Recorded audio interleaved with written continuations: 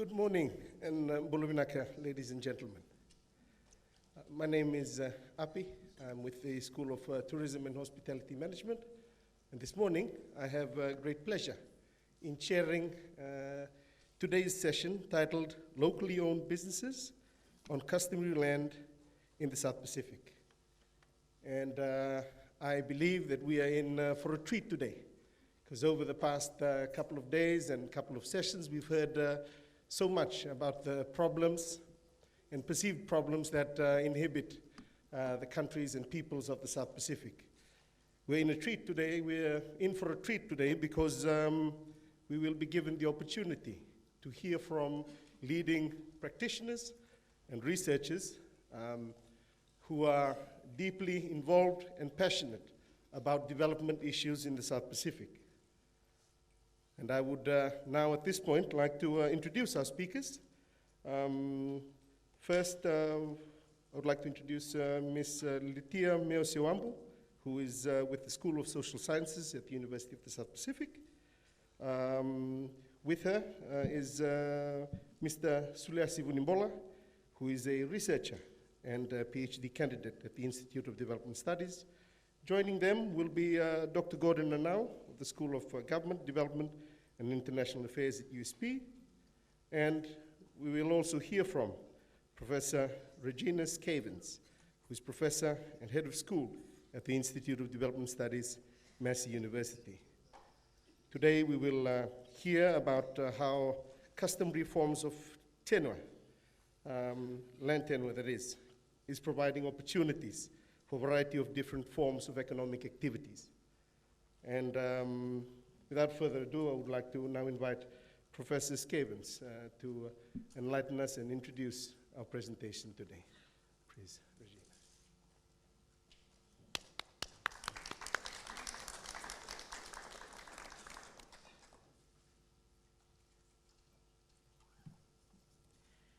Vanaka, Api, thank you for the introductions, and Nisa Bulavanaka, and kia ora tātou. It's wonderful to be here, especially because I'm supported by the group of people that I'm privileged to be working with.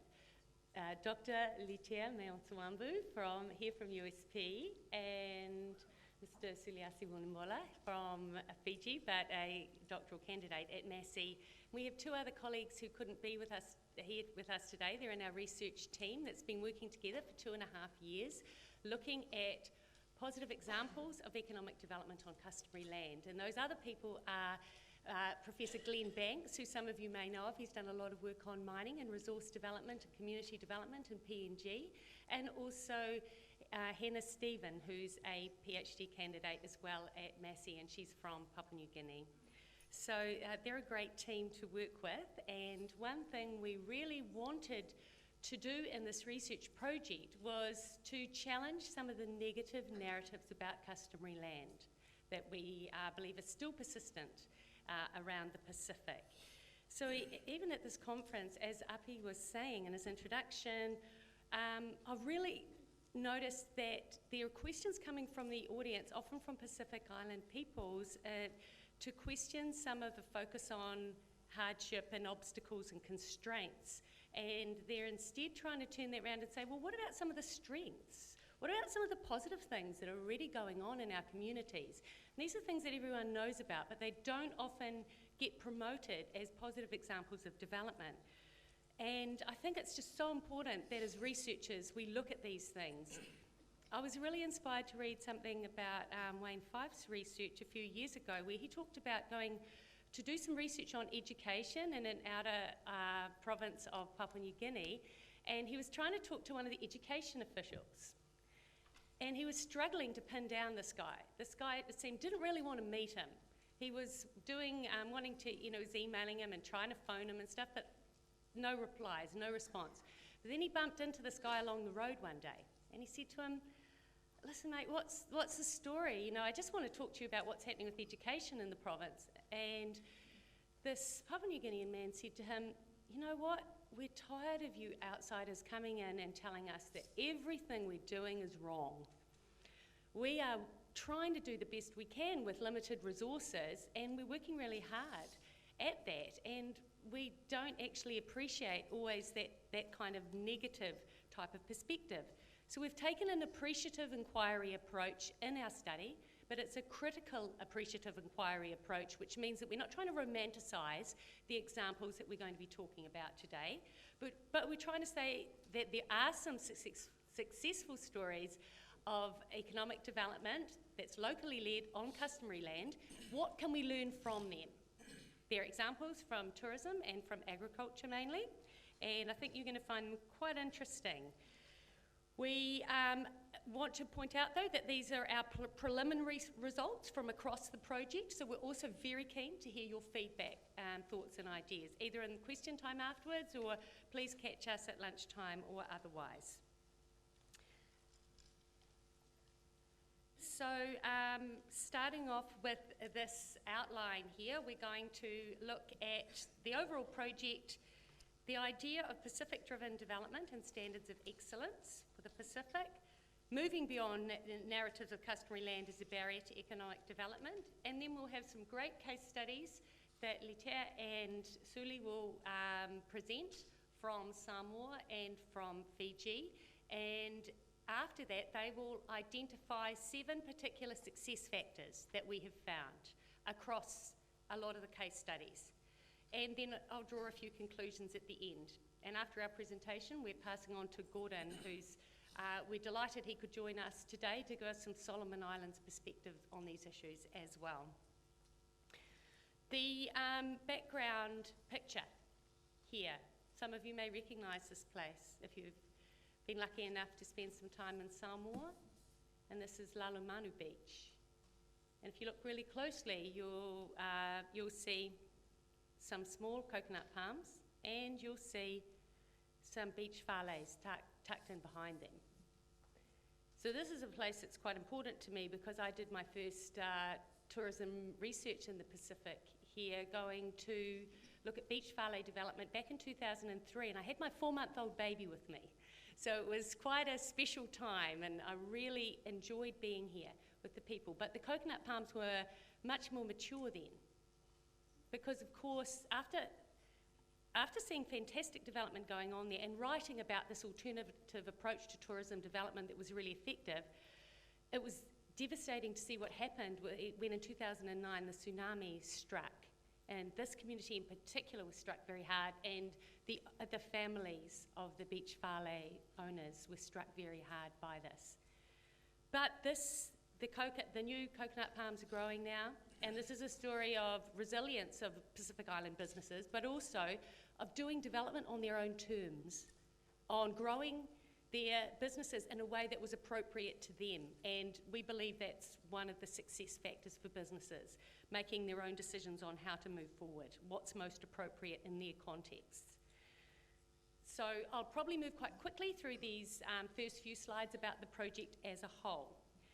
But basically, our project is rejecting the notion that land can be defined simply as an economic asset. It recognises the cultural, social, spiritual elements of the land, and it looks at the potential of Indigenous businesses developed on that land. So we just had a really interesting presentation from Stephen Hauser about labour mobility as an option for young people in the Pacific when there are so few formal sector jobs. We saw those stark statistics on that in the last session. It's true, labour mobility does provide an opportunity, but what about doing things with your own customary land in countries where there are high rates of ownership of customary land? What are those opportunities? Obviously, it's not an either-or situation. The quote, "The land has eyes and teeth," comes from a Rotuman expression asserting that Vanua is a living being that watches with its eyes and manifests physically through illness, accident, and even death, so it has teeth. To give an example of what that means, if we look at the Momi Bay tourism development, when I started looking at mass tourism in Fiji in 2009, and I turned up, my research associate took me to show me what was happening at Momi Bay at the time, and basically the development had stalled officially due to lots of reasons, but financial reasons primarily. The grass on the $20 million golf course was up to our shoulders, and things were looking pretty poor there. And I was told that local people some of them, the way they spoke about the stalling of that development at the time, as you can see from the other image, it's obviously since gone ahead. But at that time, they said we actually had some concerns about it because there were various things that we didn't sit right with us. For example, the environmental impact report was in English. We think it should have been translated into Fijian to understand it better.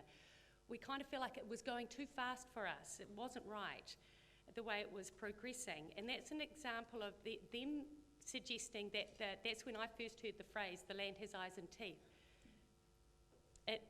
Things will be prevented from developing on land. It will come back to bite you if development is not done appropriately. So we're trying to explain how communities across the Pacific have been able to establish distinctive models of economic engagement that allow them to pursue successful business development while retaining control over their customary land and also upholding community processes and values. So that last bit is really important to the project. Once again, like Stephen, we're inspired by Tongan scholar Epeli Hauofa's wonderful work. And one thing in particular that I'll draw your attention to in this quote is the last phrase. It is time to create things for ourselves, to create established standards of excellence that match those of our ancestors. So we would suggest that some of these forms of economic development, they might only be small or medium scale, but some of them are actually really good examples of those standards of excellence that really are contributing holistically to development. And like Stephen, again, we're connecting to the Blue Pacific ideas too, thinking about Samoan Prime Minister Tuilepa's phrase about the world's largest oceanic continent. And as Professor Winston told us in his keynote speech as well, we're looking at some of, not as smallness as a constraint, but the strengths of smallness sometimes, and actually thinking, looking at the narratives about the Pacific and thinking about the potential within that. And within the Blue Pacific idea, there's some really interesting concepts. And again, if I can draw your attention to the underlined phrase there, looking at people who can plan and own their development agenda and who can act collectively for the good of all rather than a few. And that's absolutely intrinsic to every one of these businesses that we've looked at. They're not just about individual gain for profit. The notion of profit is seen quite differently by these communities, enabling them to put back into their families and their broader communities. We should note that we've been inspired by a lot of other writers on the land issues by I.T.S, by Allen, Burke, Curry and Kospersky and others who've all talked about economic alternatives on customary land. And in addition, a number of writers talk about cultural values informing business practices, and that's for both Māori and Pacific Island tourism operators. The collectivist approaches and economic well-being seen as a means for fulfilling social, spiritual, economic, environmental notions of well-being.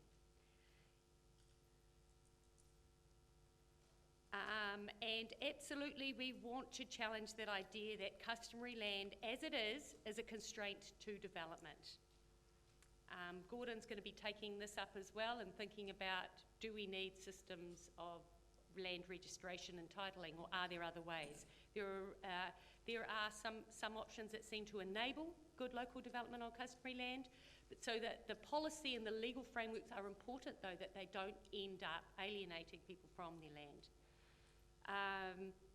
And we definitely don't agree that a lack of individual freehold title hinders long-term development. We think there are alternatives. We would like to see culture not discussed as a brake on hopeful structures of development. We want to contribute to a counter-narrative that sees culture as an enabling factor for development on customary land. And again, drawing on both other people's research and our initial findings, we're seeing various ways in which culture can facilitate business on customary land in terms of being based around strong relationships, about facilitating innovation and creativity in businesses, offering flexibility and adaptability, allowing for continuation of other forms of engagement of land beyond the economic. So that's like the subsistence production, not underestimating the value of that, and also looking at the variety of business types and diverse forms of engagement that are possible, that it's not just about an formal and an informal economy. There's a lot that goes on in between. And now it's my pleasure to hand on to Litea, who's going to take you through some of these interesting examples, and then it'll be Suli, and then they'll pull out the success factors.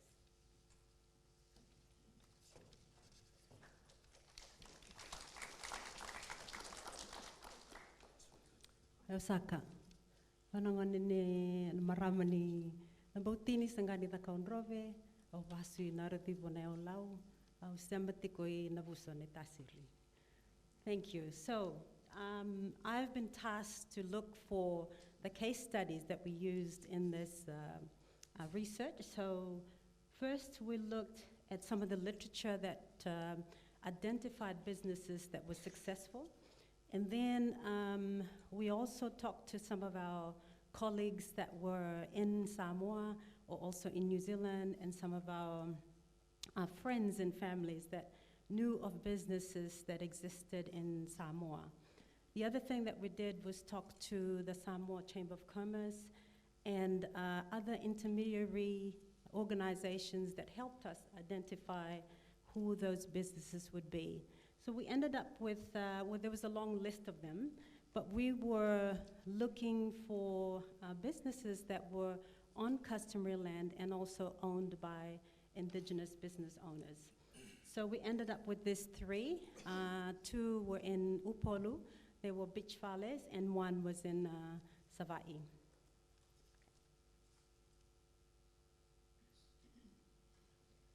So the first one is Taufua Beach Fale in Lalomano Beach. Regina had shown a little bit about that slide earlier. But the business was established in the 1980s by the elderly Taufua. He passed away at the tsunami in 2009. He was 97 years old at the time. And before that, it had been running for 10 years. He started it in 1980 and gave it to his daughter in 1990. And the daughter and the husband currently run it now. So we interviewed the daughter, one of the couple that owns it, and also their daughter. So it's based on the Taufua land, of course, and they average about 30 employees altogether. Their peak seasons are around April and October. And through the businesses, they've been able to support 10 university students to go through NUS. And at the time when we were conducting the National University of Samoa, at the time we were conducting the interview, 3 of them were attending the university. They also paid for preschool teachers. There was a kindergarten or daycare that was in the community. So they supported the community by paying for the kindergarten teachers, which looked after about 20 kids, 20 children at the time. So unlike Fiji, most of the beaches there were, could be enjoyed by both the local people and the tourists, but that was one thing that we found. It is not just controlled by the foreign companies as it is here in Fiji. One of the other things that I can highlight from the beach fales is that most of the development was controlled by the chiefs, and they had a say of what was in the interest of the villagers rather than what was good for the business. All right. So the second one there is Faufau Beach Fale in Saleapanga Lepa in Upolu. So the business started in 1992. This family initially had a taro plantation, but was affected by the taro blight. So they thought that maybe the next best thing was to create the beach fales. So they still currently have the plantation, but they've also, their main source of income are the beach fale, but they still kept the taro plantation as a source of income. So they employ up to about 18 people, and they're all from the local villages. The children from the surrounding villages come and work at the beach fales. They're not paid, but the beach fale owners do pay for their school fees or university fees. And they also donate to the church and the communities, and they buy all their food from the local farmers and from the local fishermen. So the last one is in Savai'i. It's a cocoa plantation. So I'll explain the Whitaker's chocolate in a moment, but so this is owned by the Va'ai family. It was set up by their grandfather. There's about 500 acres of land. They breed cattle, but they also have copra, and they also have the cocoa. So cocoa takes up most of the land, but the copra is also part of what they harvest. So the story behind this is that, so just a little bit about the history of cocoa in Samoa. Samoa used to be one of the biggest exporters. They used to export back in the 50s and 70s. And then the copra and the cocoa board took over the price, the exporting trade. And then the price of cocoa was driven down by that exercise. But as a result, not a lot of people, they had cocoa plantations, but they didn't really see any need to make it into a business industry. Then in the 80s, well, that's when I say with the cocoa yield, somebody from MFAT was in Samoa and was interested in looking at some of the cocoa yields that was, because they've heard a lot about the cocoa plantations in Samoa. So met into one of the owner's cousins, and they took the person to the farm in Nassau. And in that farm, they saw that there were different variety of cocoa beans that could be used for the Whitaker's chocolate. And so the guy also knew the person from Whitaker's Chocolate and put them in contact and said, look, we can use your cocoa, but you'll have to improve your processing. So they taught them how to, they gave advice on how to process it, how to harvest and ferment the cocoa beans. And after that, it led to they became the single supplier for the Whitaker's Chocolate, the Samoan, whatever it's called there. So after that, the demand for that chocolate was quite huge in New Zealand and across the world. So there was a supply, much more supply was needed, so that the Vai family ended up training other plantation owners to also have plantations that could supply for Whitaker's Chocolate. And so you can now buy cocoa beans from both Savai'i and Upolu. Okay, I'll end my stories about the case studies there, and I'll let Suli to talk about the case studies in Fiji. And then after that, we will talk about the success factors from both case studies. Naka.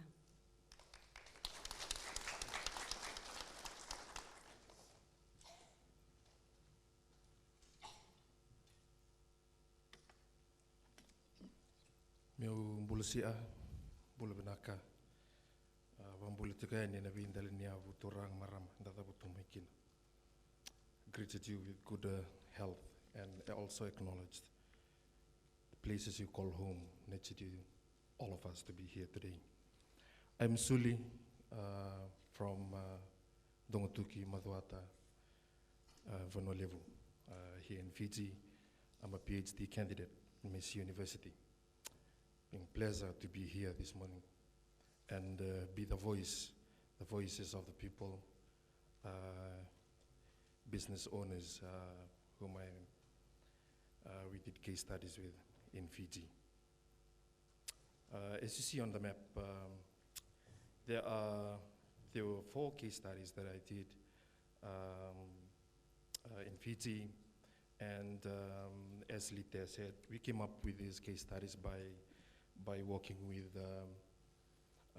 fellow colleagues who are already doing researches in Fiji, as well as supporting institutions like TLTB in Fiji, I.T.S Land Trust Board, which looks after native land and affairs, also Fijian Affairs Board or I.T.S Affairs Board. And we did preliminary studies and then scope it down to the few studies that I did my fieldwork in last year.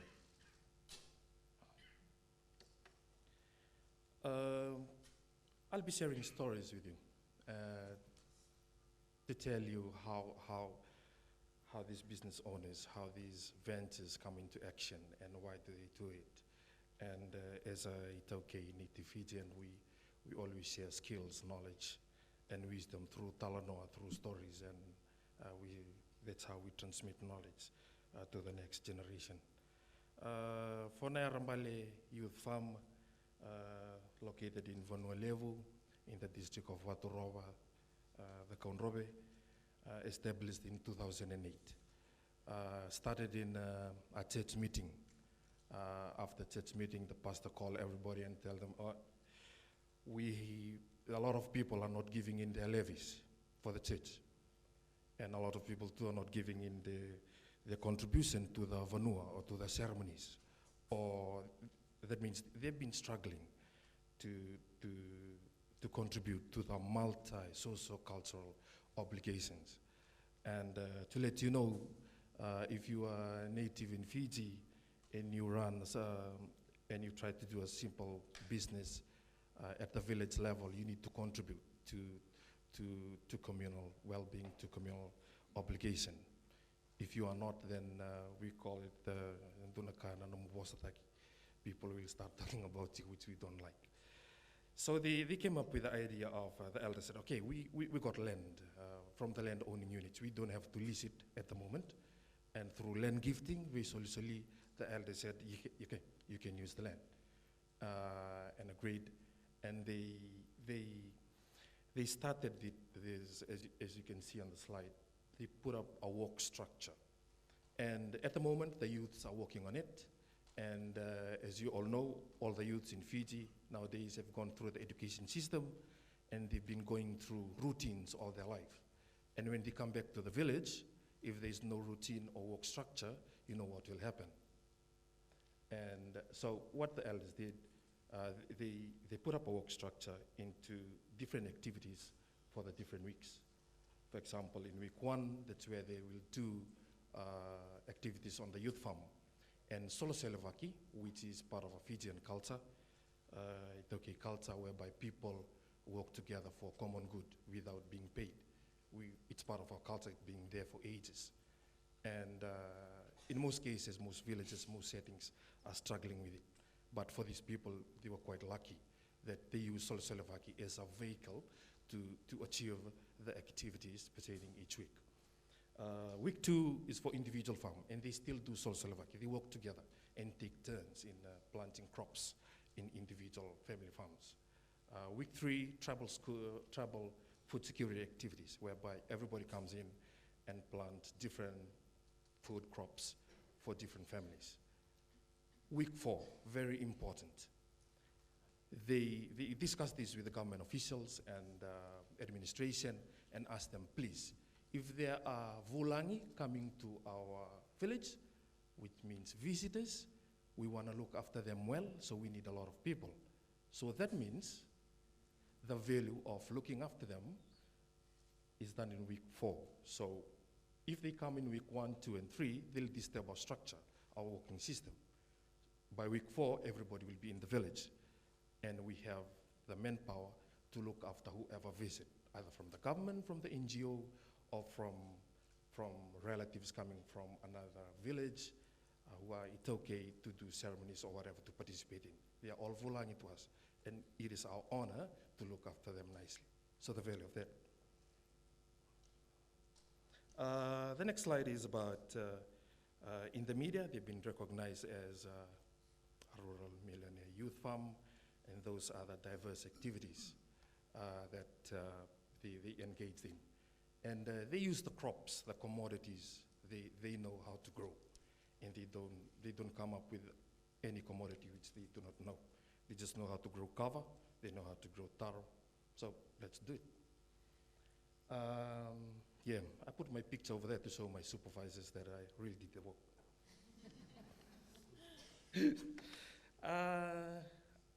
I'm from Dongtuki, a village which is already struggling with life, in terms of development. In terms of Solsolevaki, the youths do not know. They know Solsolevaki as a term, but how to do it.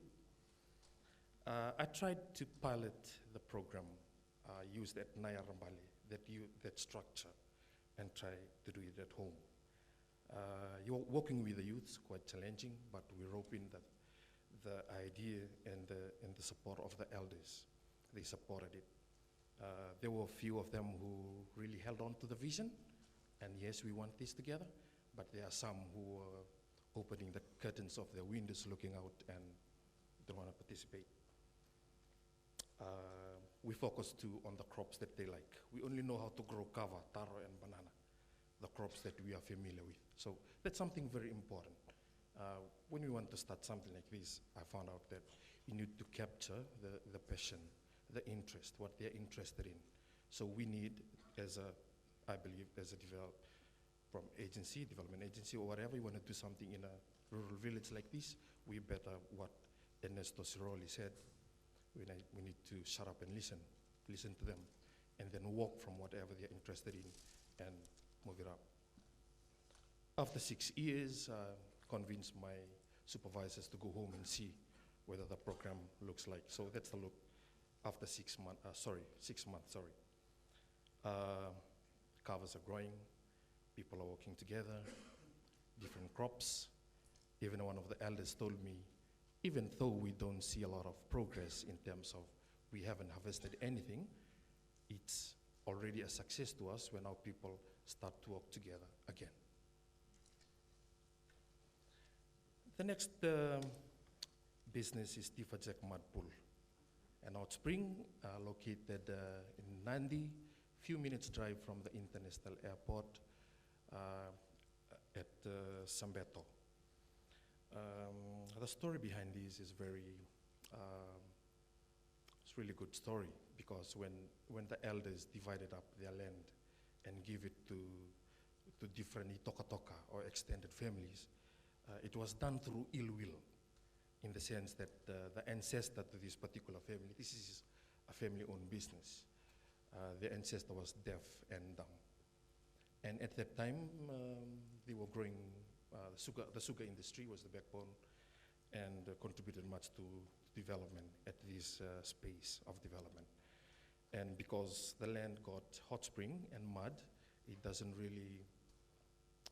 really supporting the sugarcane farm. Most of the harvest failed every year. They held on to the vision, they held on to the land, which discussed earlier by Regina. The land is the lifeline, it's their mother, it's their protector.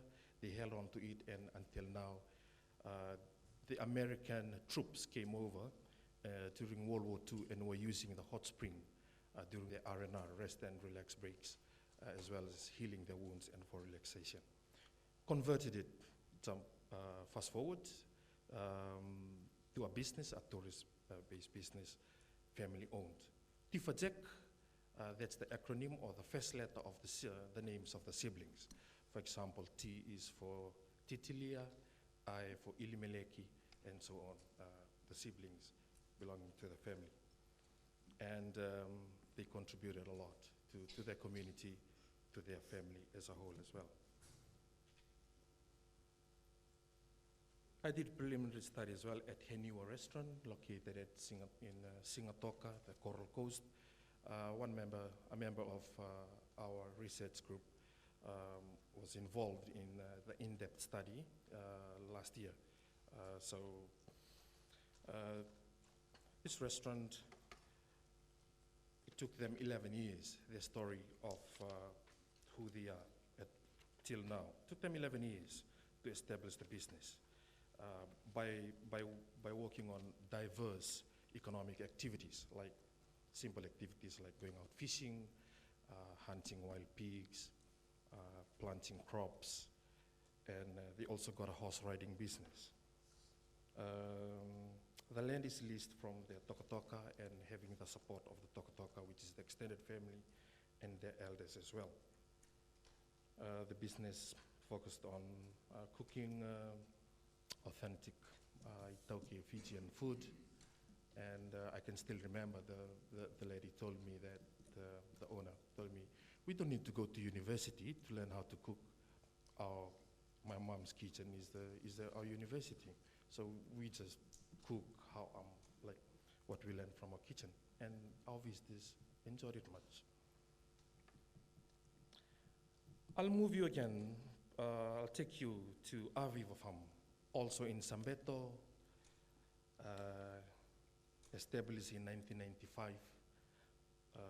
Levi Tora leased the land from the extended family from the Tokotoka, and in fact it was a land that was a gift for his 21st birthday. It was a sugarcane farm, and for 15 years working with the sugar industry, then decided through the mature program of University of the South Pacific, went over to Samoa to do his bachelor in agriculture. And then he came back and learned, I should try and diversify the farm. So in the picture above, those are the diverse activities that Levi engaged with. And again, like all other case studies, Sole Solevaki was used, where people work together, relatives and group of people, they work together to help this, especially in the transition from sugarcane farm to the diverse model. And was able to export organic papaya, as well as engaging in other business branches, as seen in the next slide. So they do catering, they do horticulture, native tree nurseries and training, landscaping, horse riding, horse racing as well, the organic papaya farm, tree planting as a contribution to the community, yam farming, and I had a discussion with the owner, Levi, and he told me, like we had a lighthearted discussion, and he said, Mana no nungutiti stress-free, disaster-free. My farm is disaster-free and stress-free.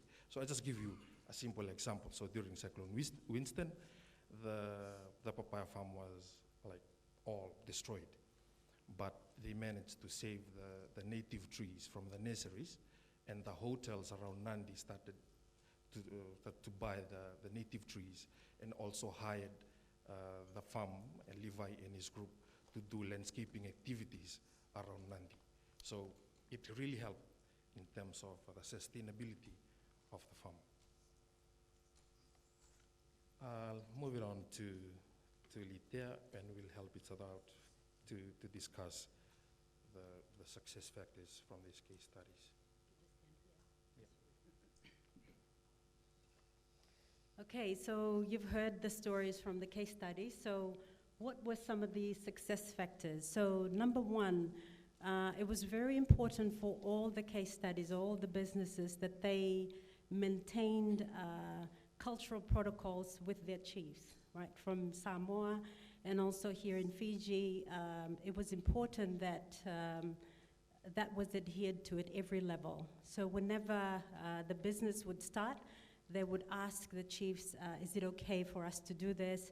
And also for the people in the village, if it was seen as something that was contributing to the well-being of the whole village, then it was okay to keep moving. So for example, in the Taufua beach fales, they talked about how the elder that passed away, before he passed away, he ensured that the chief, the council of chiefs, were supportive of the business. And because, as I said before, it was helping out with the school fees, with all the things that was for the villagers, it benefited them, and so they felt that there was a need to support that business, so it kept maintaining that business. And also for the Savai cocoa plantation, they did talk about unless the whole community benefits, the flow of that wealth needs to be redistributed within the community, and then they are supportive of what you're doing.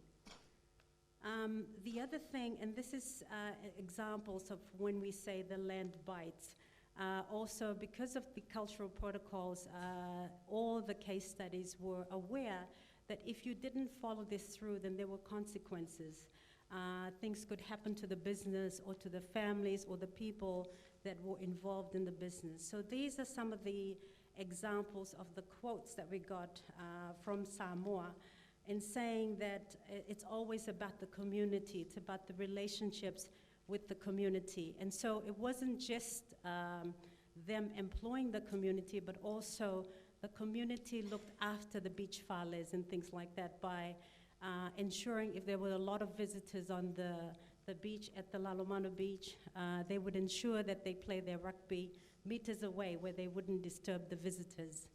The other thing on the flip side of it, they also, when one of our researchers came to one of the study sites, they saw a particular fish that showed up, and they said that gives us the okay to say that you have been accepted to do the research in this land.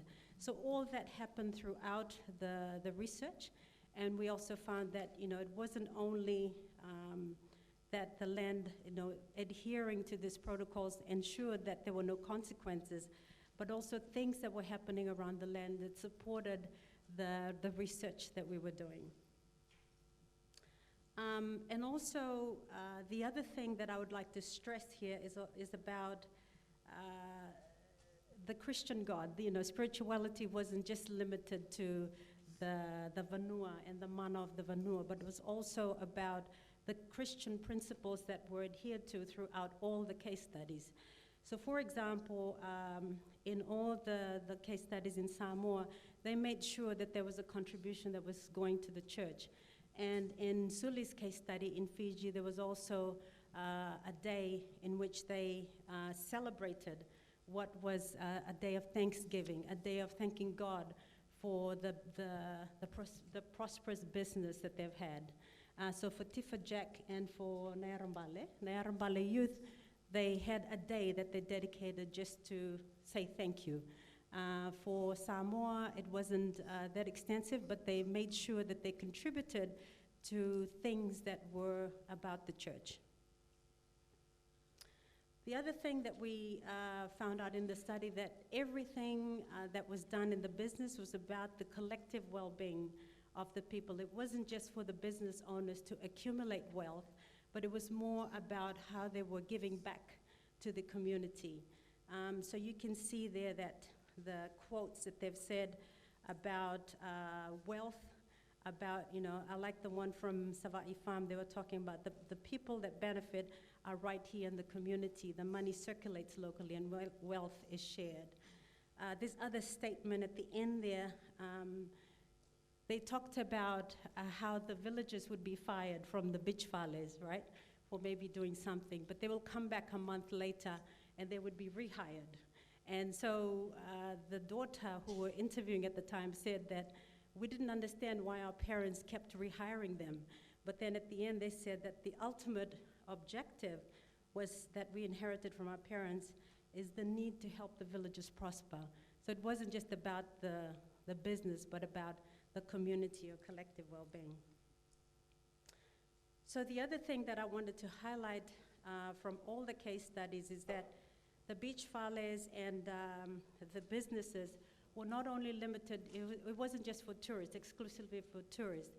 It also allowed people to come in, the locals to come in. So for example, in the beach falas, the locals could come in and use it also. Also for Tifa Jacks, after 5 p.m., the locals could come in and use the facility. So might want to go after 5 today. Anyway, so those were some of the things that, the other thing that I just wanted to add is that in the collective well-being, just looking at the notes. Yeah, so everyone felt that it was, their obligation of the business was to give not only to the vanua, but also to the church and to whatever was happening within the community. So every business that we studied, we felt that that was a huge part of what they did. And for Suli's example, in week 1, Suli? Week 1, huh? Week 1 was the week, you know, when he talked about the structure, week 1 was the week that they gave back to those obligations within the Vanua, the church, and I'll let Suli explain that one. Unaka.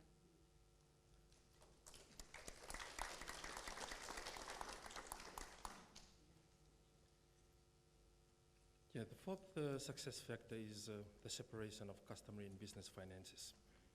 You can read those, and I'll give in a few examples of, which is a real, there'll be questions about why we're focusing so much on socio-cultural obligations. What about the business itself? And we focus so much because that contributed to the social embeddedness of such businesses at the village level. And we asked them, how come you managed to get the business running, and then to also solve the expenses that you have to pay? So they came up with their own ideas of trial and error and progressing through the years. For example, Henua restaurant got a horse riding business, a side business, or business arm. And whatever money comes in from that horse riding, will look after the socio-cultural obligations as discussed. And for Tifajak Madpul, because tourists come in via tour groups or private entries. So for tour group, there's a particular tour group called Valentine Tours. Whenever the receipt at the end of the month for Valentine Tours, it's directed to the account that looks after socio-cultural obligations, communal development, education, whatever, for the family and for the community as well. Informal business networks, number 5, something very important. The first 2 weeks of my in-depth study last year at Tifajak Madpul, I was invited to a ceremony at Aviva Farm, because Tifajak Madpul is 1 km away from Aviva Farm at Sambeto Valley in Nandi. And I realized that the businesses that I'm willing to talk to or to spend time with were all there. It was a ceremony that they discussed building networks. How can we help one another? And led by these businesses under study and other village development initiatives from various villages in Fiji, as well as budding entrepreneurs. So some of the things that they assisted in, like sharing information, techniques, and ideas, because it will be a tiring thing to keep running around to get ideas, what forms to fill to register your business in terms of legalities. So the people already in business sharing these techniques and ideas, processes and legalities. They even mobilize labor. Aviva Farm sent in the Solosolevaki group, the group working together to help Tifajak Madpul to rebuild the infrastructure or the thatch roof houses, the mures, after the tropical cyclone. Sharing planting material for agriculture-based businesses like Nayarambale freely gave planting materials for most youth farms in Fiji, and it was in the media. They also helped to create and support authentic products in relation to whoever want to start a business. And they look at the locality, if it's agriculture-based, what kind of commodity or crop grows better and suit the region, and so those very important information. It is the metaphor of that meeting whereby people get together, informal networks. Solivaki in Renimbula Sautu, Solivaki is the glue of innovation and productivity, not just Solivaki within the business, but the businesses networking and helping one another, with a metaphor of mangi or coconut sinet used to tie up joints of thatch roof bores. The 6th one, solid business skills and knowledge. These are the examples from Samoa. Access to support from NGOs or intermediary bodies. Example, SPBC, BC, WIBG, Coconut Cluster. So one of the strengths is that they are able to partner or to get the assistance from these institutions in terms of getting up with the business plans, improving techniques for agriculture and horticulture, getting the certification, which is a tiring process, organic certification, product development, raw material into cosmetics, or value adding of products, value chain analysis, or post-harvest in terms of agriculture commodities, and as well as marketing.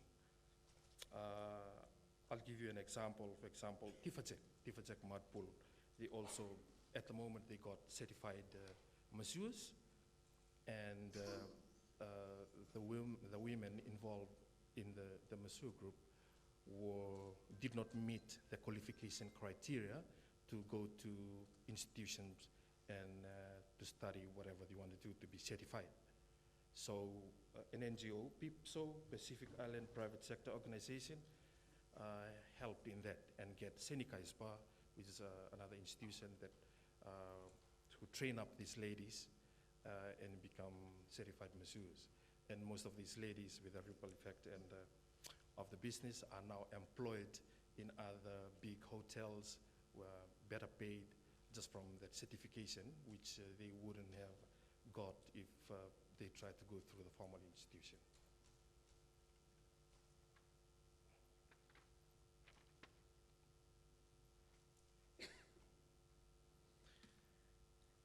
The seventh success factor, being true to their own vision and staying in control. Something very important. And asking around, for my case, the Fijian case studies, and you can read these other Samoan examples. When you ask them, they said there's a lot of pressure coming from outside, people visiting us, different bodies coming in, see, you should do this, you should change how you do this and that. But something very important for them is how they control their own pace, because they know what they do best in.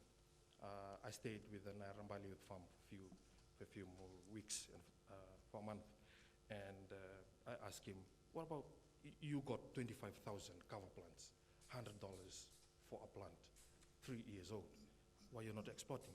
And yeah, I got a lot of responses, a lot of requests from people to export. And he said, most of us here are not so educated. We are working at our best at this level. Maybe time we keep on going slowly. So handling the pressure to change and to control their own pace is one of the success factors for these businesses.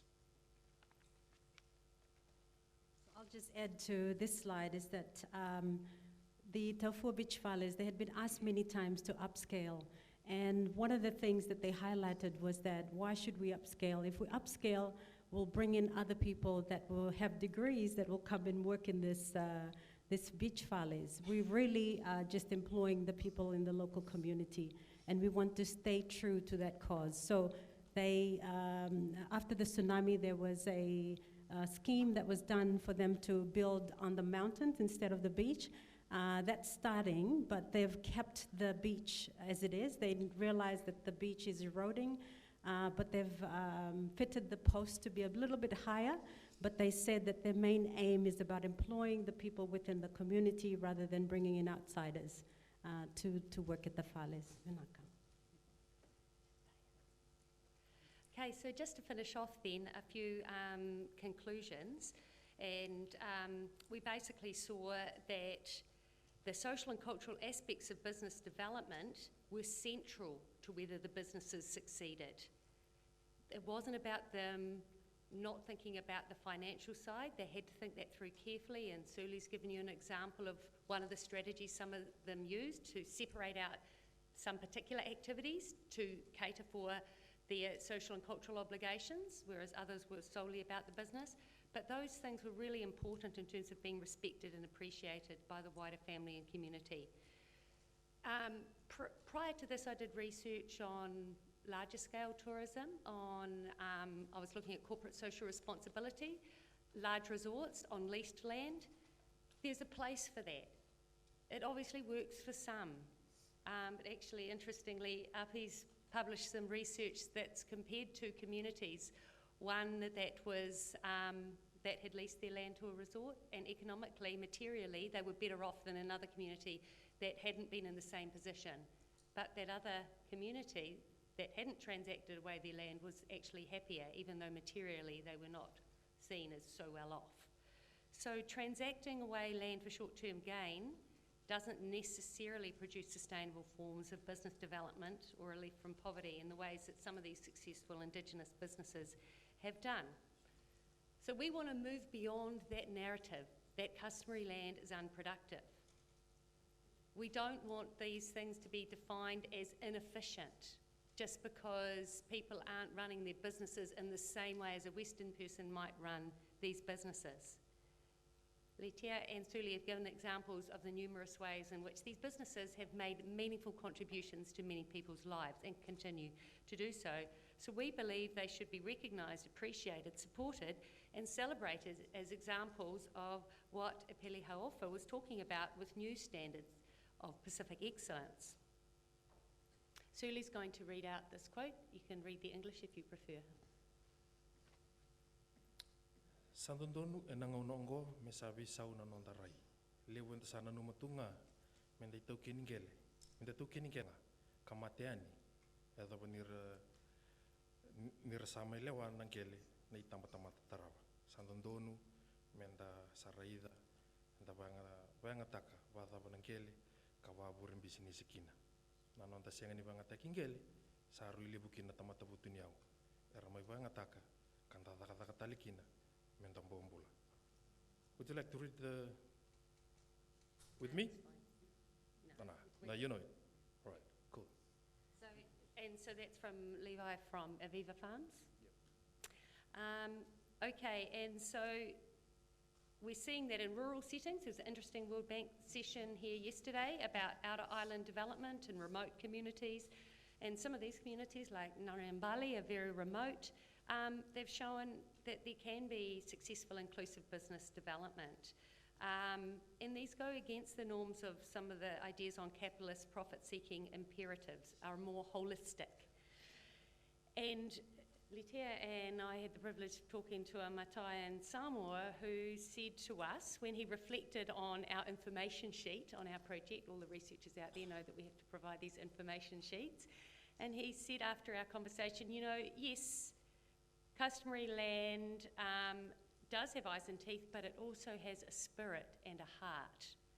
So that's a big conclusion that we'd like to draw from our study. We hope that you've been able to see the spirit and the heart of these businesses. And we want to contribute to a shift in the way that people talk about customary land and see how it has the potential to reshape understandings of economies and development across the Pacific. We acknowledge as a final point that it's necessary to have strong policy frameworks which protect local interests around that land. Thank you very much for listening. I think we're going to pass on to Gordon and any final questions at the end, but Vanaka Vakalevu.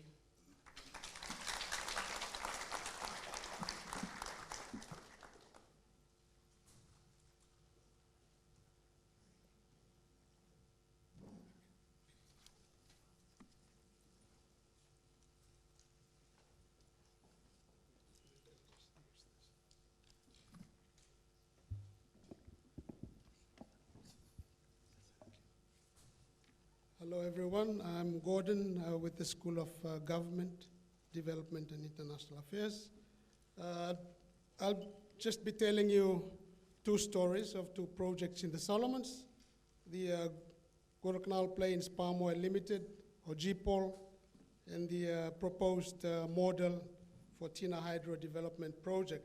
These are projects that are, in the customary plus the formal domain nexus. Just to be clear of what we are talking about, these are some of the statistics from Melanesian countries. You can see on your right the percentage of customary land that their project is talking about. Okay, my focus is on the Solomons, which is 87% of land is customarily owned. And it's, I should say, very messy compared to some of the case studies that we've heard. And in the Solomons, this is the local statistics of land. 20% or 19.71 is in the formal domain. The rest is customary. And of course, 80% of the people live on customary land. This is subsist and engage with the modern economy via the customary land. I'll be quick because in the interest of time. The first study is the Guadalcanal Plains Oil Palm Limited, or GPOL.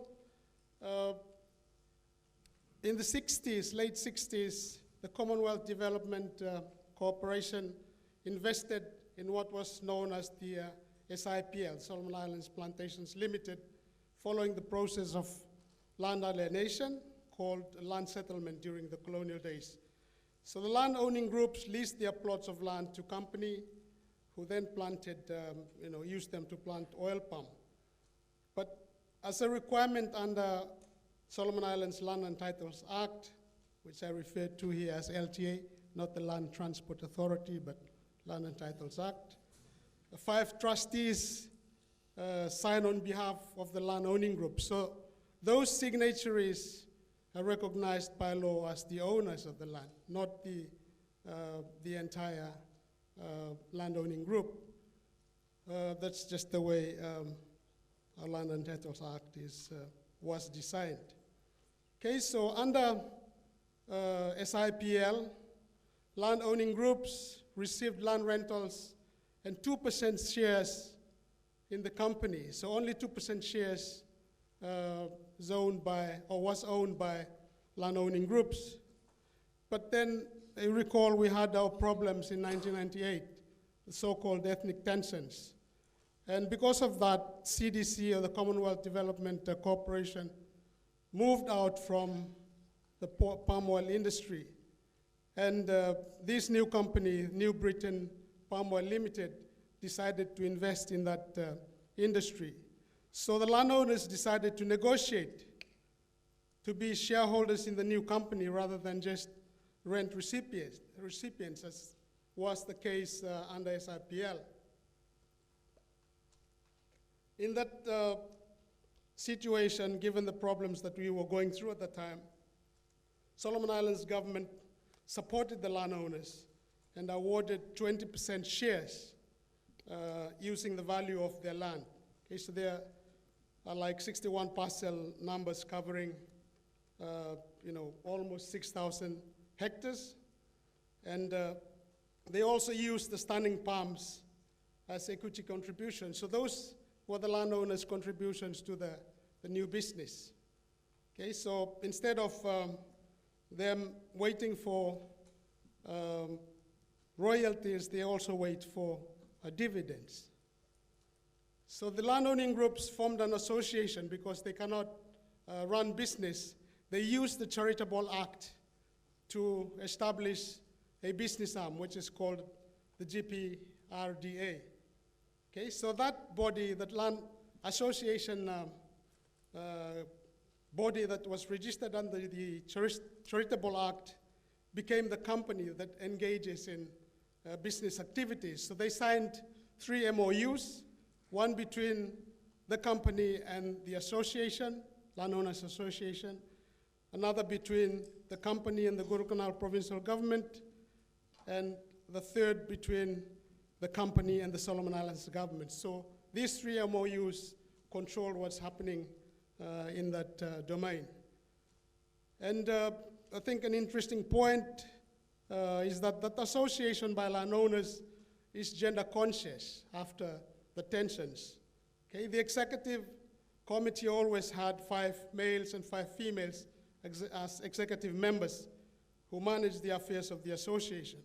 So to cut the long story short, with the new arrangement as shareholders, the annual land rentals they get plus royalty is around 7 million, and dividends from their 20% share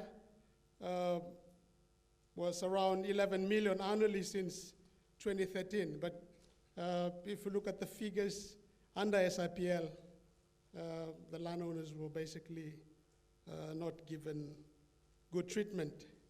So GPOL is a very well looked after company. Landowners, because they are shareholders, they also look after the properties of the company. And there is a very healthy relationship between the customary landowners and the company. And as some of you may know, that project contributed 24% to Solomon Islands' economy. And apart from that, there is also an outgrower scheme where around 2,000 hectares of customary land is also given to that palm oil company. But these are plantations owned by customary owners. They don't have any formal titles, but the company buys the palm fruits from this company, from these outgrowers. So it fits in well with the casual lifestyle of Solomon Islanders, who have many different activities, livelihood activities on a daily basis. They have commitments to churches, schools, community, and so on and so forth. So the outgrower scheme is something that is an interesting case to look at if some of you are interested in that. The proposed project, the Tina Hydro Development Project, is another interesting project where landowners and business people interact.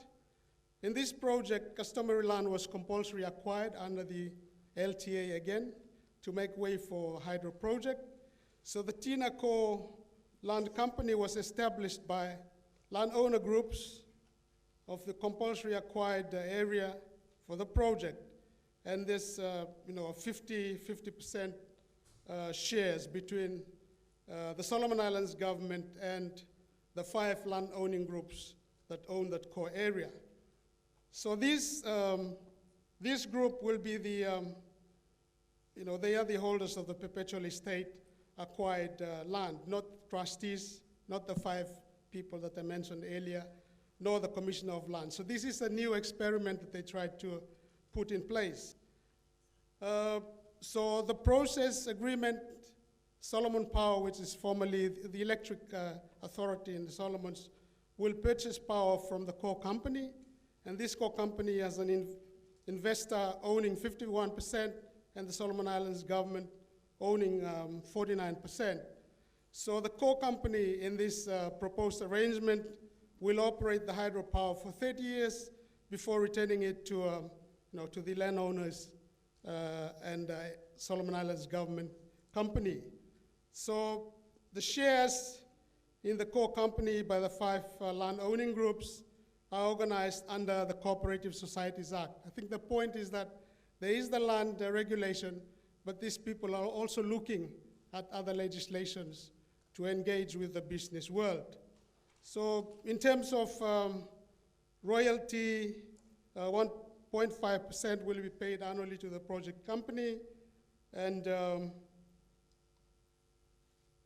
there will also be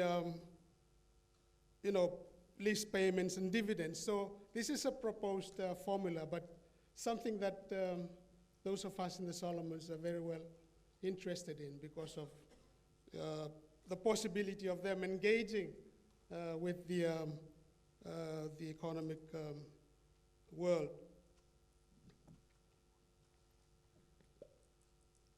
Just very quickly on small scale economic development, one of my former PhD students did a very good thesis on this in 2 of the community projects in the Solomons.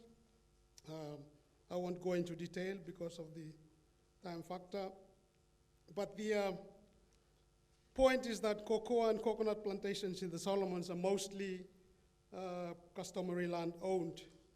They established under customary land. So, and of course, many of the ecotourist sites and lodges are on customary land, owned by nuclear families or extended families or land owning groups.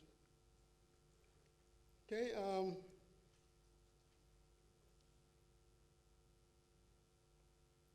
those two communities that I mentioned earlier are Varivau and Kolotubi communities in the Isabel province of the Solomons. They have very interesting stories because they deal with kava and coffee, and they also export.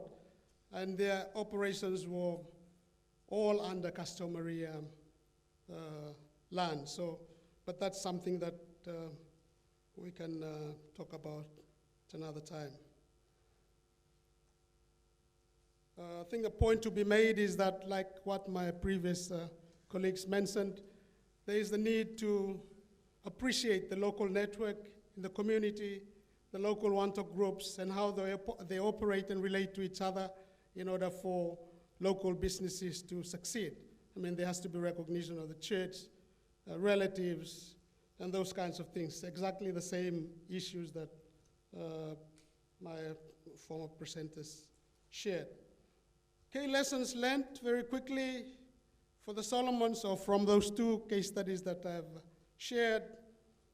There's a need for improvements on the current application of the LTA, the Land Titles Act, especially regarding its provision for compulsory acquisition, which is one of the processes that is often used by government.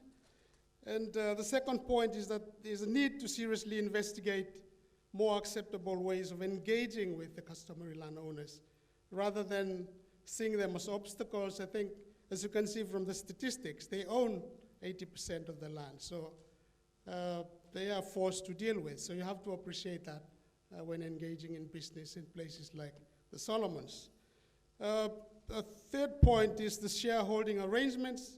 I think the case study of GPOL showed a very good model, at least for the Solomons. Customary landowners are more supportive of the efforts of the company because they are also owners. They own 20% of the shares rather than rent recipients. Okay, and like many other places, the push for registration and titling of customary land is always there in the Solomons. But I think it's important to look at evidences and realities on the ground. The examples of Kolotubi and Varivau that I don't have time to go through would probably be the best examples to investigate in the Solomons because they operate mostly on customary land. Okay, so the type of business undertaking, just to end with, must be in line with how local societies function in order for these businesses to succeed in Solomon Islands and I think most other Pacific countries. Thank you.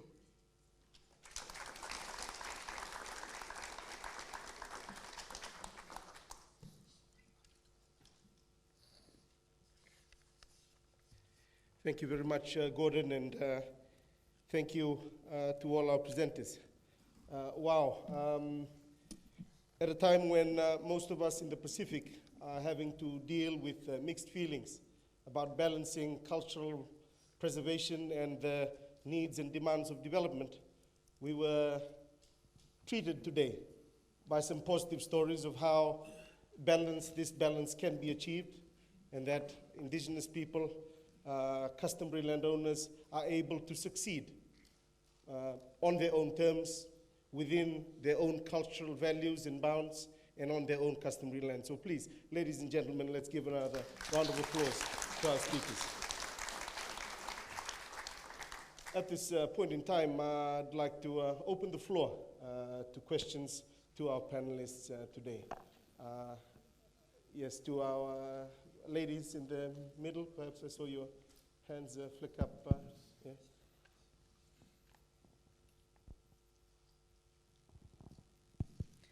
Thank you.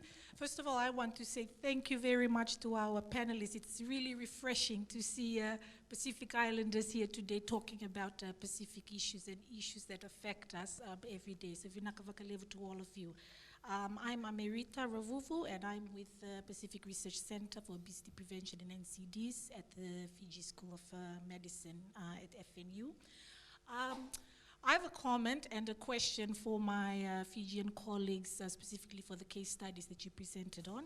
Now, as a Ngonini from the highlands of Naitasiri, I often struggle with notions like, celebrating our Sea of Islands, because where I come from, we have rivers, the land has eyes, etc. And I'm of the view that sometimes these notions can be romanticized and over-romanticized. Now, speaking specifically to economic development in the rural Fijian village setting, or in our rural parts of Fiji, there have certainly been many criticisms about how customary land can disempower. And so I thank you and commend you for highlighting some best practice examples where it has worked. Now, you've shown how economic development can work within our current Itauke Fijian social structure and how we can be creative to make it work. And you've also alluded to strategies of success, but I caution because you talk about collective well-being as a measure of success, communal sharing, having our leaders informed, or in the village setting, our traditional chiefs to make the decisions on the types of projects that are to be approved, prioritized, and to unfold in our village settings. Now, while these have worked very well in the examples and the case studies that you've shown, I caution because in our Fiji setting, I caution because we have an extremely hierarchical Itauke social structure. And our way of life, now we celebrate and we embrace communal living and cultural norms that we as Itauke Fijians identify with now. Sole Solevaki, and the cultural obligations that we obligate ourselves to as a part of us, when these have largely been colonial constructs that were administered by a raft of regulations that regulated, that codified the way of Fijian life for the purpose of administration and control of the British when they were here in Fiji. And a lot of these were regulated during Sir Arthur Gordon's term as governor in the Native Land and Labor Ordinances. And I have an issue with this because in research that I have done, trying to understand the failings of rural development in Fiji in the highlands of Naitasiri, while there are certainly issues with resources and so forth, there's this huge issue on the way in which our governing mechanisms govern the systems that we have to live under. As an urban Fijian, I am not obligated to share my wealth, right? When I make money, I'm not obligated to share that. Whereas if I were to live in the village, you have all these cultural obligations that you are obligated to share your wealth to. And so, I often struggle because I find that while we celebrate this on one hand, that it also hinders our economic development. It also suppresses our potentials in rural Fijian settings. And the capabilities of individuals are never really unleashed because of the system of governance that we have. And so the ones that succeed, and I see from these case study examples, are the ones that are entrepreneurial.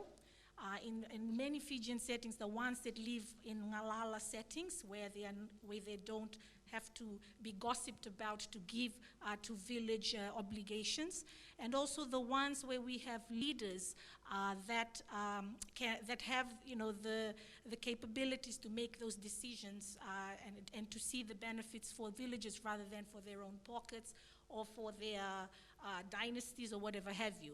So I'm just interested in your thoughts on that. And while you've talked about these working in these specific case studies, whether you have given thought to these cultural norms that have become a part of us, but that have also hindered our economic development in Fiji, Vinaka.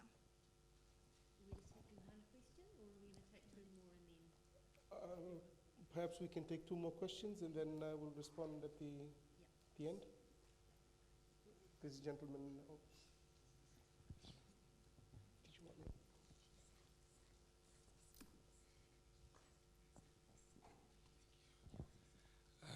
Thank you very much to the panelists. I just want to say thank you as well. Very interesting and very informative. My question is around I'm sorry, I'm from the School of Government. I'm with Dr. Gordon.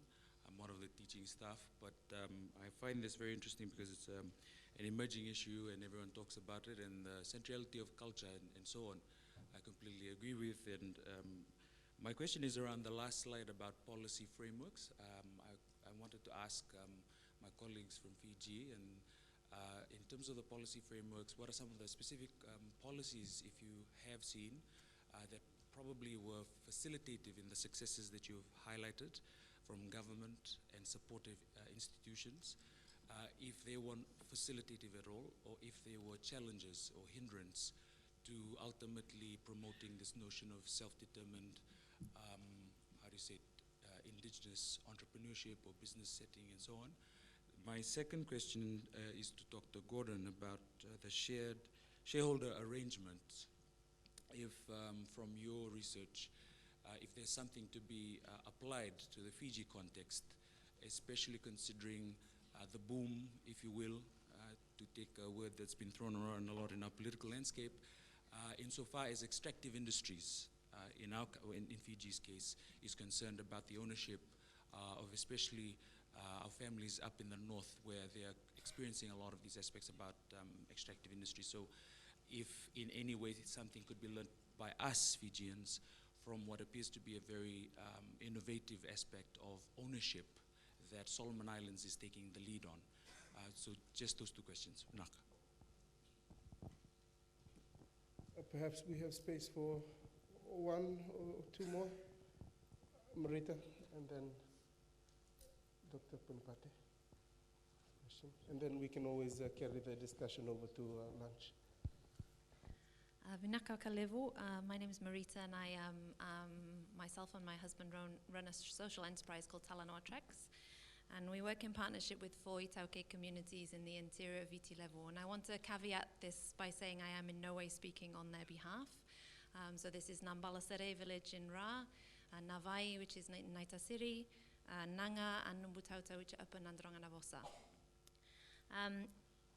I'm also the secretary for the Duavata Sustainable Tourism Collective, which includes a number of indigenous owned and led businesses, including Namosi Eco Retreat, Uprising, Takalana, also some externally owned Rivers Fiji, Leluvia, and the Druid Experience.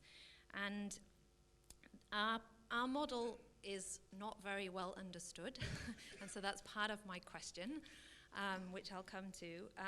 But when we first started, part of the reason we're called Talanoa Treks is for the experience that guests give, but also the significant amount of Talanoa that has to go alongside running a business which operates in partnership with Itauke communities. And we spent probably 6 months of doing that through the provincial office structure in Fiji, to support the 4 community enterprises. So the enterprises in each community are run by the community, and we provide backstopping in terms of marketing and logistics to support them to shape the business that they wanted to have on the ground. And this includes, who guides, who prepares food, how much of the benefits go towards the Vanuan cultural obligations. Many of them are using that for multiple purposes that were also outlined in the case studies that you mentioned. And we've been privileged to also work in partnership with Aviva Farms and Tifajek, who hosted some of the community members.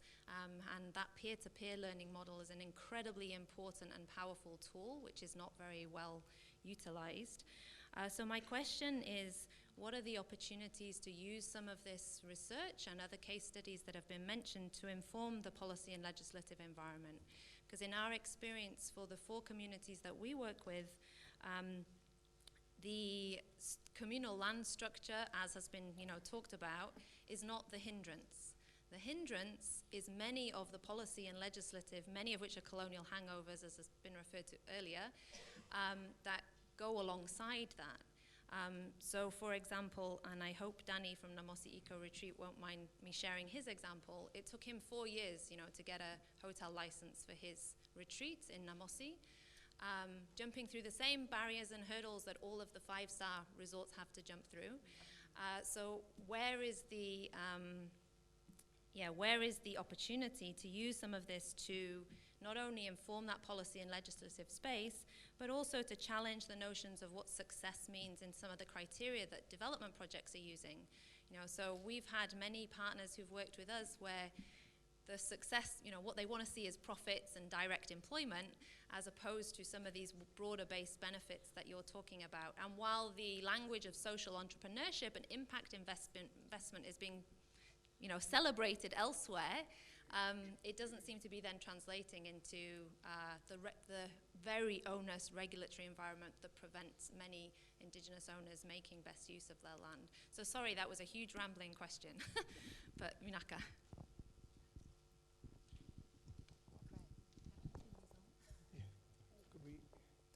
And please, ladies and gentlemen, if you have any further questions, and I'll use another catchphrase in Fiji, we're sort of pressed for time.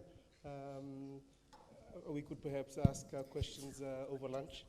We'll ask the panel to respond now. Thank you. Whanaka Vakalevu, I'm just doing a really quick response to Marita's question, and then my Fijian colleagues and Solomon's colleague are taking over.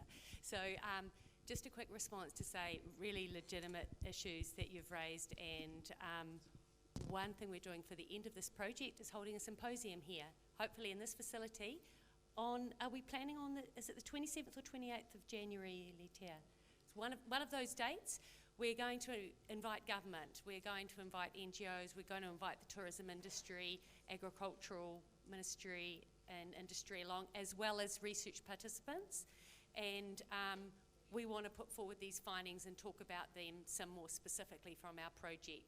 So that's something we're really looking forward to, but we also welcome your suggestions as to who should be coming to that. And we're also thinking carefully about how and where we publish the results of this research, and we're obviously doing formal academic publications, but I think we'd like to do some more blogs as well, which get out to different types of audiences. So very happy to hear anyone's suggestions on those.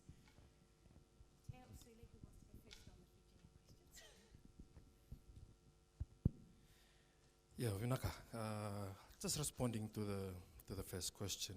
Yes, of course, we acknowledged the challenges faced by people in the case study, involved in the case study, in terms of getting things up, especially for the businesses. Some took them 8 years, 11 years, and so on. So we are not really romanticizing. They went through challenges, and in the beginning we said we just want to share just because of the time, the success factors. But we know that there are issues in terms of the hierarchical social strata for Itauke. We belong to families, we belong to Matangali land owning units, and the Avusa tribe and the Vanua as well. We have different leadership qualities and everything. But to me, personally, what I found out during the field study is the unity in vision. Like, if all these institutions, like the family, in the village level, the family, the Vanua, including all those chiefs who are chiefs to the Matangali, the land owning unit, or the Avusa, or even the Vanua as a whole, as well as having a common vision with people who are coming in, like the government, like the NGOs. And if there is unity in vision, yes, we can move forward. And there are situations whereby the work structure was given out and followed by the people, but different chiefs, due to their different agendas, still come up with socio-cultural obligation or a ceremony during week one. It goes on.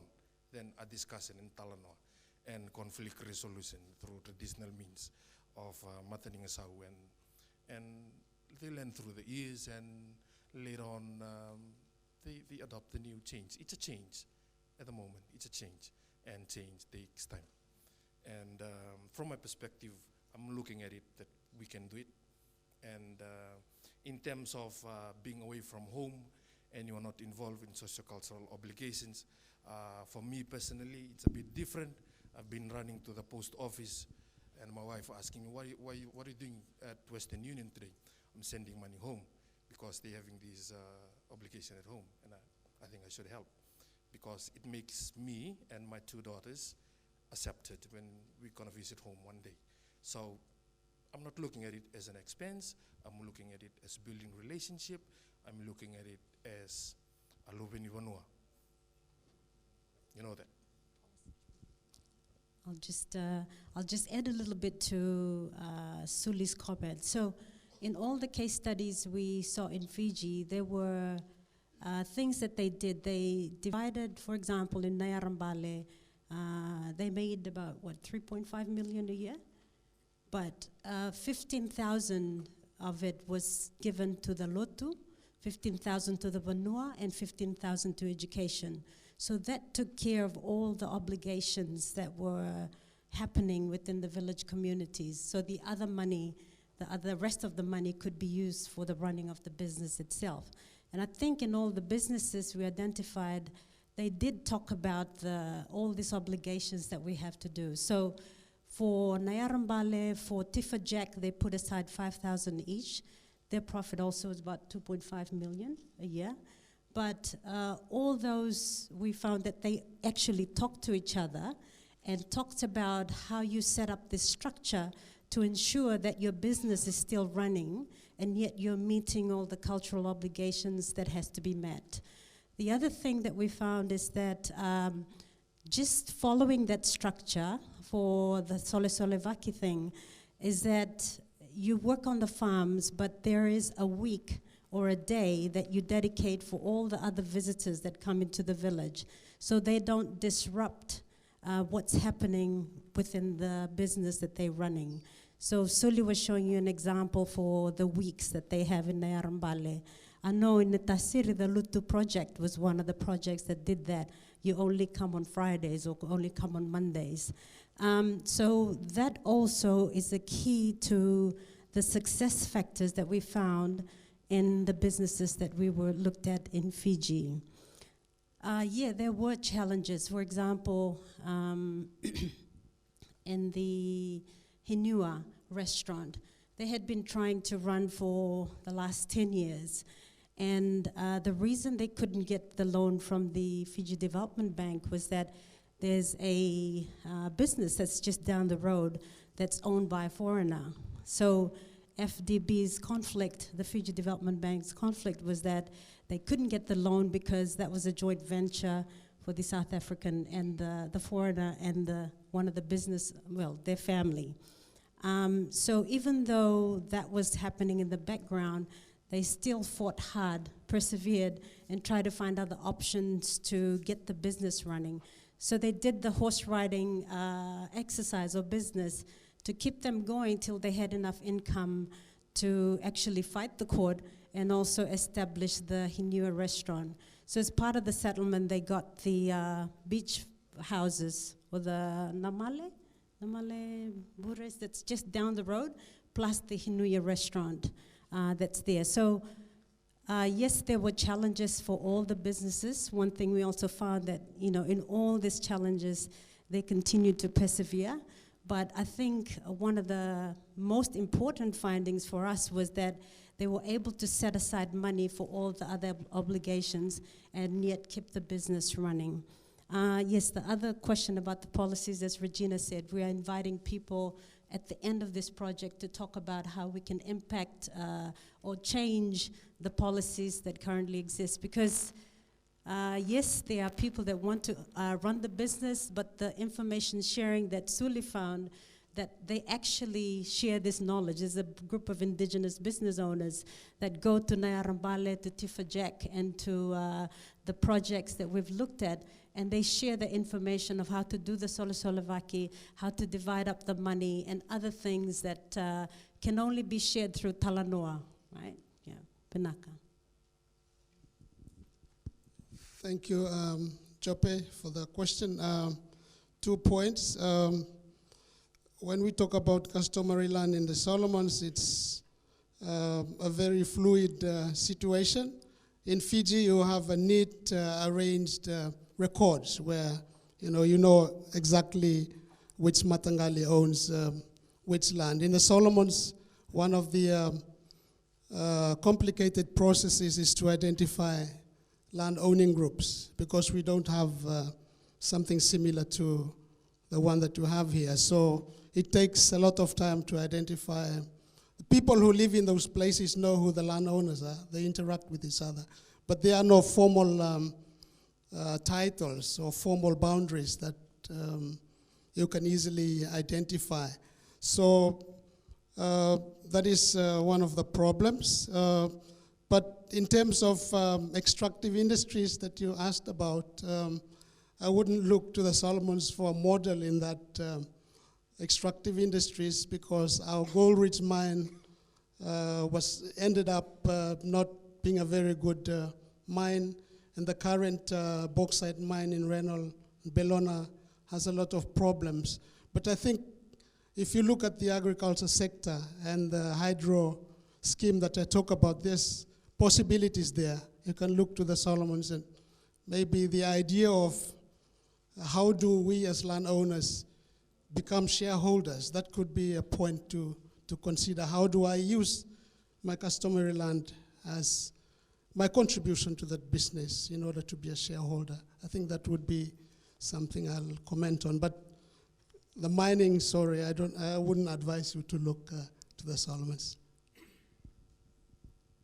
Okay, thank you very much, ladies and gentlemen. Thank you, presenters.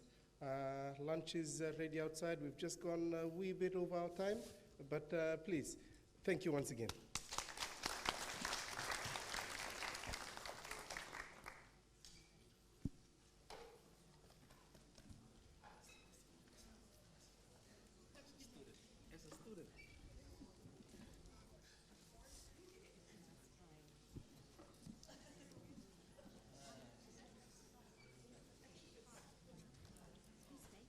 Absolutely take a photo.